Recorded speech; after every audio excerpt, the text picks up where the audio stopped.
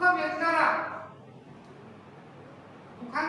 दुःख जगून पाहणारा असं नेतृत्व या भारत मातेला मिळालं आणि त्यांच्या कुंडलीमध्ये जे सांगितलं गेलं ते सर्व खरं ठरलं असे पंडित दीनदयाळजी. मग आता अशी अंत्योदयाची संकल्पना त्यांच्या मनामध्ये कुठून आली? पंडितीचं जीवन एवढं साधं सोपं नव्हतं. हे खऱ्या अर्थानं संघर्षातून आलेलं नेतृत्व होतं.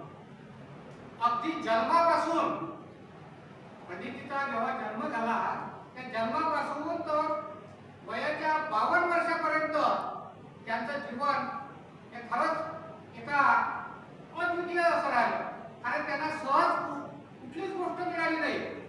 त्यांना प्रत्येक वेळेस संघर्ष करावा लागला आणि या संघर्षातून त्यांचं जीवन फुललं. लहान असताना पंडितीचा जन्म 25 सप्टेंबर 1916 चंद्रभागा